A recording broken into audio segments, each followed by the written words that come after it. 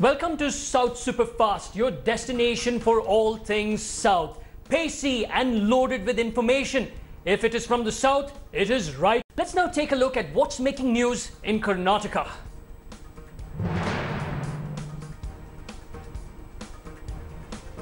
Former Karnataka Chief Minister SIDDARAMAIAH has hit out at the BJP for predicting that the JDS Congress government would fall and warned it against indulging in Operation Lotus. The Congress leader asserted that the BJP would remain as an opposition party in the state. The sharp remark came in response to B.S. Yediyurappa's statements, who has often cast doubts on the continuance of the coalition government in the state.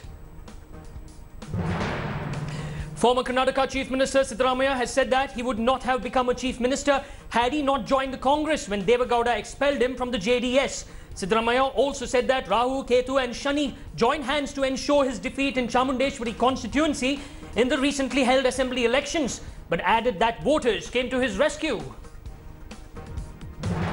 The Shivamogga Lok Sabha constituency seat, which has been a fortress of the BJP since 2009, does not seem impenetrable anymore. B.Y. Raghavendra, son of former Chief Minister B.S. Yediyurappa, was announced as the BJP candidate well ahead of the elections. The Shivamogga district is dominated by members of the Lingayat community, followed by the Irigas, Dalits, Brahmins, Muslims, Vokkaligas and OBCs. Residents in and around Bellandur Lake were in for a shock on Sunday after they found black silt and soot-like layers floating on the 910-acre water body. The residents pointed out that the lake looked extremely dirty compared to any other days. The residents worry that the black effluents could be raw sewage or industrial waste, which could be inflammable substances. The Supreme Court on Monday dismissed a plea for a direction to fill up the vacant posts of judges in the Karnataka High Court. The three-judge bench, presided over by Chief Justice Ranjan Gogoi, wondered what kind of a PIL is this. Advocate Mohan had contended that 32 vacancies existed in the Karnataka High Court against the sanctioned strength of 62 judges, resulting in accumulation of cases. H.D. Kumaraswamy, Chief Minister, took to social media to allay concerns over the Bandipur Tiger Reserve. The Chief Minister promised that he will oppose the proposed flyover in the park and night traffic at the National Park. Panic prevailed and traffic was diverted in Bengaluru's Whitefield after a GAIL gas pipeline reported a leak in the early hours of Monday. After being alerted, GAIL officials asked the traffic police to divert traffic movement in the stretch as a precautionary measure.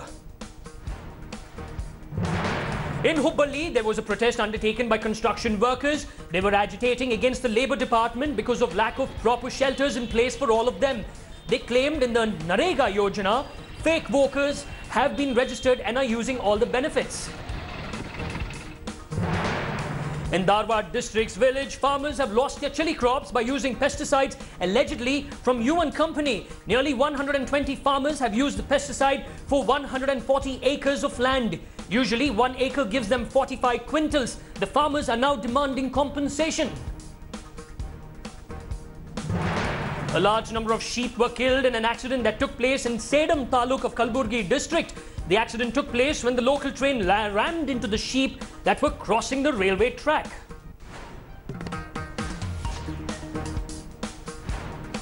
Well, now let's take a look at what's happening in Tamil Nadu.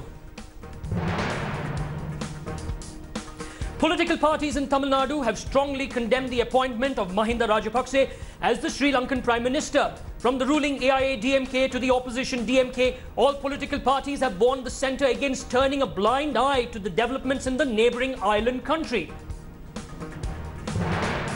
AIA-DMK has appointed election in charge for by-polls to the assembly seats in Tamil Nadu. Remember, 18 seats fell vacant after the Madras High Court upheld the Tamil Nadu Speaker's decision to disqualify the 18th dissident AIA-DMK MLAs. Deputy Chief Minister Pannirselvam will be in charge for Andipatti and Periyakulam. The Supreme Court granted an interim stay on the CBI's probe into the corruption charges against Chief Minister Palanisamy in awarding road contracts. The Tamil Nadu Directorate of Vigilance informed the Apex Court that there was no cognizable offence against EPS and that they could not find any irregularities in the contracts awarded by the Chief Minister.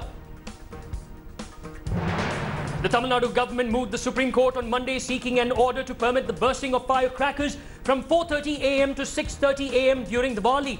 This comes after the Supreme Court on the 23rd of October ruled that people could burst firecrackers during Diwali only between 8 p.m. and 10 p.m.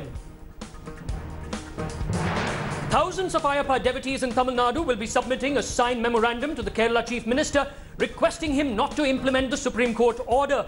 The devotees are urging Pinarayi Vijayan not to allow women into the Sabarimala in a haste. The Federation of Carnatic Sabars has constituted an internal complaints committee to receive complaints of sexual harassment from any performing artist. The move comes after senior Carnatic artists, including O.S. Tyagarajan and Chitravina Ravikiran, were accused of sexual misconduct by former pupils.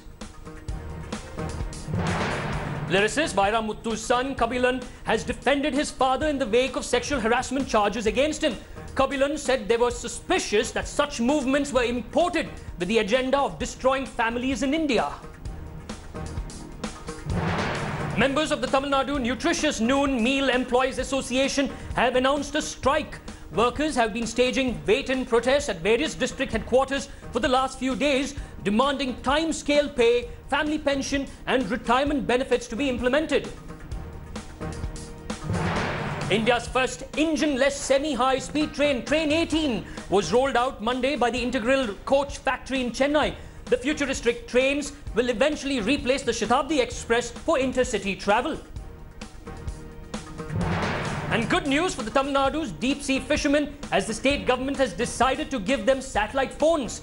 Around 1,500 deep-sea boats will be fitted with satellite phones. And now let's take a look what's interesting coming in from Kerala. As the Kerala police continues its crackdown on Sabarimala protesters, BJP leaders will observe a one-day fast against the arrest of party cadres. State BJP chief P.S. Sridharan will hold the protest in front of the police headquarters in Thiruvananthapuram. As on Monday, the state police have arrested more than 3,000 people in connection with the Sabarimala protests. Kerala Chief Minister Pinarayi Vijayan has launched a fresh attack on BJP chief Amit Shah over his remarks to topple the government. Speaking at the LDF rally, Vijayan said that Shah is not strong enough to resort to these tactics in Kerala. He said Kerala is the land of reforms and the BJP will not have any place in this land.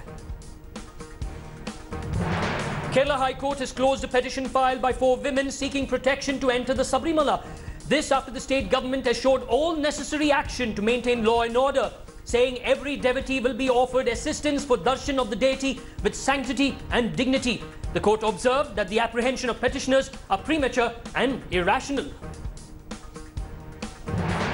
Kerala High Court has sought for a report from the state government on a petition filed by BJP leader T.G. Mohandas in connection with Sabarimala. The writ petition by T.G. Mohandas was seeking a directive to restrain non-Hindus from entering Sabarimala. However, the court orally observed that the relief sought by the petitioner will ruin the communal fabric of Sabarimala, and this is the only temple where devotees from all communities can enter. A day after being granted bail by a Kerala court over provocative remarks, Sabarimala activist Rahul EASWAR faces METOO charges.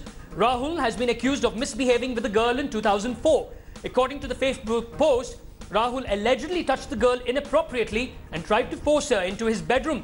Rahul EASWAR has trashed the allegations. The Tazamon family, which is the traditional family of head priests in Sabarimala, has disowned activist Rahul EASWAR. The family says that Rahul has no connection with the family except for the fact that his mother was from that family. The state government faced a major setback in connection with the salary challenge as the Supreme Court rejected the government's appeal against the High Court verdict. The High Court had said that the letter of disagreement should not be made mandatory. The government demanded a no-consent form from employees who disagree to contribute their salaries to the flood relief fund. Kerala leader of opposition Ramesh Chennithala has slammed the state government over the response from the Supreme Court on the salary challenge. The Supreme Court response is a tight slap for the state government's arrogance, said Chennithala. The total expense for legal battle must be deducted from the CM's salary. Chennithala said Finance Minister Thomas Isaac should apologize to the general public. A couple travelling in a two-wheeler has lost their lives after being run over by a speeding truck in Kochi. Ratish and Raji lost their life after a truck which went out of control mowed down their two-wheeler. Both the people died on the spot. The truck then rammed into a shop and a car which was parked on the roadside.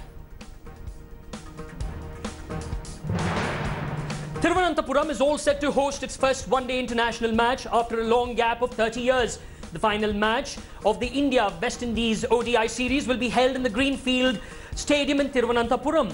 Match will be held on the 1st of November. Last time when both the teams clashed in Thiruvananthapuram in 1988, the visitors won by a comfortable 9-wicket margin. Well, now let's take a look at the stories coming in from Andhra Pradesh. Central Bureau of Investigation sleuths conducted raids on the properties of Hyderabad-based businessman SATISH Babu, a central figure in the ongoing row in investigating agency. Teams also raided his relatives' places in East Godavari district. SATISH Babu is alleged to have paid money to the CBI Special Director Rakesh Asthana. BJP accused Chief Minister Chandrababu Naidu of not doing much for the state. BJP national spokesperson GVL Narasimha Rao ridiculed Naidu, alleging that he wanted to show his mark in national politics. Rao alleged that Naidu had lied on a number of times, making tall claims. A delegation of YSR Congress leaders met Union Minister Rajnath Singh for a probe by a central agency into the attack on party chief YS Jaganmohan Reddy. The party seeks the removal of the state police from the investigation into the attack. YSR Congress leaders have also sought an appointment to meet the president. YSR Congress leaders have been using all the political weapons to take on Chief Minister Naidu over the attack on party boss YS Jaganmohan Reddy. YSR Congress leader Subba Reddy has petitioned the Hyderabad High Court, pleading for a probe by a central agency into the attack. The SIT and 6 special teams have speeded up a probe into the case of murder attempt on YSR Congress chief YS Jaganmohan Reddy. The cops sent notice to the opposition leader for recording his statement in the case. Visakhapatnam Police Commissioner Mahesh Chandra said that they will explore legal options as YS Jaganmohan Reddy has refused to give a statement to the AP police. SIT team probing the attack on Jaganmohan Reddy reached the native house of alleged attacker Srinivasa Rao in Mandalam. The cops questioned the family members and the money source of the under-construction house they own. Winds up to 50 km per hour are expected along coastal Andhra Pradesh. This is due to the influence of cyclonic circulation over the Bay of Bengal. The fishermen are advised not to venture into the sea. CEO of Reliance Company PMS Prasad has donated 1 crore 11 lakh rupees to the TTD Trust managing the famous hill shrine of Tirumala Tirupati. He handed over a demand draft for the same to the temple authorities at Tirumala. Police seized banned GUTKHA worth over 12 lakh rupees from a truck at Kolkata Chennai National Highway crossing through Srikakulam. On a tip-off, police conducted vehicle check and found GUTKHA and Pan Masala packets which are banned in the state. Police have now detained 2 persons.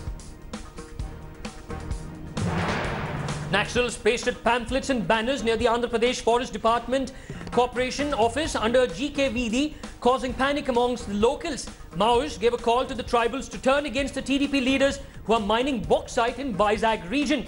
The NAXALS also warned the TDP leaders, alleging they are threatening the tribals.